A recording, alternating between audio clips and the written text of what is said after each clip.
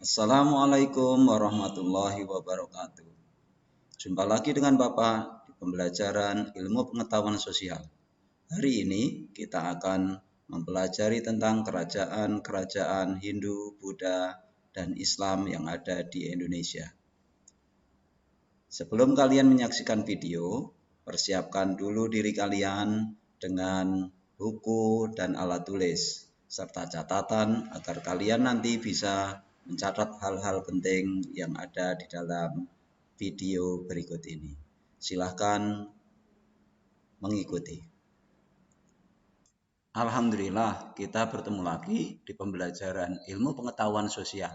Kali ini kita akan membahas tentang peninggalan kerajaan Islam di Indonesia. Kompetensi dasar yang akan kita pelajari masih sama dengan pertemuan yang kemarin, yaitu kompetensi dasar 3.3 mengidentifikasi kerajaan Hindu dan atau Buddha dan atau Islam di lingkungan daerah setempat serta pengaruhnya pada kehidupan masyarakat masa kini. Tujuan daripada pembelajaran kali ini yaitu setelah melihat video ini, kalian dapat menentukan peninggalan, tokoh, dan sikap kepahlawanan dari tokoh pada masa kerajaan Islam di Indonesia. Kerajaan Islam yang pertama yang akan kita pelajari adalah Kerajaan Aceh.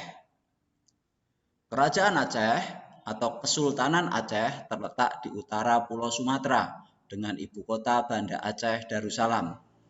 Dengan sultan pertamanya adalah Sultan Ali Muhayyad Shah yang berdiri pada awal tahun 913 Hijriah atau pada tanggal 8 September 1507 Masehi. Kesultanan Aceh mengalami kejayaan pada masa kepemimpinan Sultan Iskandar Muda, yaitu pada tahun 1607 sampai dengan 1636.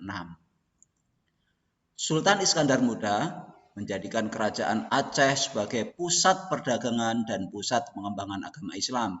Sikap kepahlawanan dari Sultan Iskandar Muda yang patut kita contoh adalah beliau adalah seorang yang adil dalam menegakkan hukum.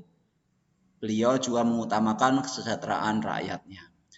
Peninggalan kerajaan Aceh yang pertama adalah Masjid Raya Baitur Rahman. Masjid ini berdiri sampai sekarang. Bahkan pada saat Aceh dilanda tsunami pun masjid ini tetap kokoh berdiri. Kemudian peninggalan yang kedua adalah Taman Sari Gunongan.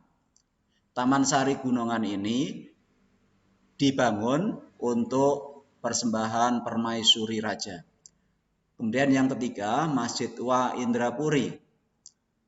Yang keempat Benteng Indrapatra. Yang kelima Pintu Kop. Yang keenam Meriam Kesultanan Aceh. Yang ketujuh Hikayat Perang Sabi. Dan yang kedelapan Makam Sultan Iskandar Muda. Inilah peninggalan sejarah kerajaan Aceh. Kerajaan yang kedua yang akan kita pelajari adalah Kerajaan Demak. Kerajaan Demak didirikan oleh Raden Patah atau sering disebut Praba atau Raden Bagus Kasan atau Hasan. Beliau memiliki gelar Jinbun, gelar dari Tiongkok, sehingga sering disebut juga Senopati Jinbun atau Panembahan Jinbun bergelar Sultan Syah Alam Akbar Al-Fatah. Beliau memerintah kerajaan Demak pada tahun 1500 sampai 1518. Setelah beliau wafat, digantikan oleh putranya yaitu Pati Unus sebagai raja kedua. Dan raja-raja berikutnya adalah Sultan Trenggono serta Sunan Prawoto. Sikap kepahlawanan Raden Patah yang patut dicontoh adalah yang pertama menghormati kebebasan beragama rakyatnya. Kemudian sikap kepahlawanan Raden Patah yang kedua yang patut kita contoh adalah berani melawan penjajah. Peninggalan sejarah Kerajaan Demak terpusat di Masjid Agung Demak. Masjid Agung Demak sampai sekarang masih, jika kalian berkunjung ke Demak, silakan mampir ke Masjid Agung Demak. Di sana ada museum yang menyimpan berbagai macam peninggalan sejarah Kerajaan Demak. Salah satunya adalah Pintu Bledek. Pintu Bledek ini awal mulanya adalah pintu masuk untuk menuju Masjid Agung Demak. Namun karena usianya yang sudah sangat tua, maka pintu ini sekarang dimasukkan ke dalam Museum Masjid Agung Demak. Kemudian peninggalan yang kedua adalah Masjid Agung Demak itu sendiri. Berikutnya, peninggalan sejarah Kerajaan Demak adalah Soko Guru atau Soko Tatal.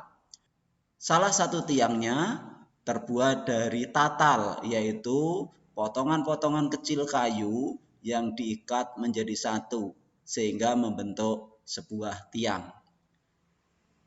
Soko Guru atau Soko Tatal ini bisa kalian lihat bekas-bekasnya di Museum Masjid Agung Demak. Kemudian peninggalan berikutnya adalah mihrab. Mihrab adalah tempat untuk sholat imam.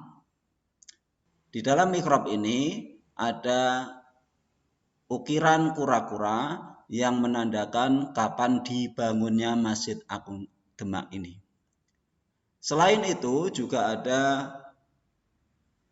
hiasan-hiasan keramik dari Cina, hadiah dari Ibunda Raden Patah yang diabadikan di Masjid Agung Demak ini. Juga ada Surya Majapahit yang terletak di atas sebagai penanda 8 mata angin yang ada di alam semesta ini. Kemudian peninggalan sejarah Kerajaan Demak yang berikutnya adalah Pawestren. Pawestren adalah tempat sholat untuk jamaah putri. Peninggalan sejarah Kerajaan Demak yang berikutnya adalah Makam Sunan Kalijogo. Makam ini sering dikunjungi oleh peziarah untuk mendoakan Sunan Kalijogo yang sudah menyebarkan agama Islam di tanah Jawa. Kerajaan Islam yang ketiga yang kita pelajari adalah Kerajaan Ternate. Kerajaan Ternate terletak di Maluku, merupakan salah satu kerajaan Islam tertua di Nusantara. Didirikan oleh Ba'ab Mansur Malamo pada tahun 1257. Masa kejayaan Kerajaan Ternate dipimpin oleh Sultan Ba'abullah. Wilayahnya membentang dari Sulawesi Utara dan Tengah di bagian barat hingga Kepulauan Marshall di bagian timur, dari Filipina Selatan di bagian utara hingga Kepulauan Nusa Tenggara di bagian selatan. Sultan Ba'abullah dijuluki penguasa 72 pulau yang semuanya berpenghuni hingga menjadikan Kesultanan Ternate sebagai kerajaan Islam terbesar di Indonesia Timur. Sikap kepahlawanan yang patut dicontoh terhadap Sultan Ba'abullah adalah beliau seorang raja, seorang sultan yang gagah berani. Ingin mengusir penjajah dari bumi Nusantara ini. Peninggalan sejarah Kerajaan Ternate adalah yang pertama, Keraton Kesultanan Ternate. Keraton ini dahulunya sebagai tempat tinggal para sultan. Yang kedua, Masjid Sultan Ternate. Yang ketiga adalah Makam Sultan Ba'abullah yang merupakan raja yang membawa kerajaan Ternate menjadi kerajaan yang besar.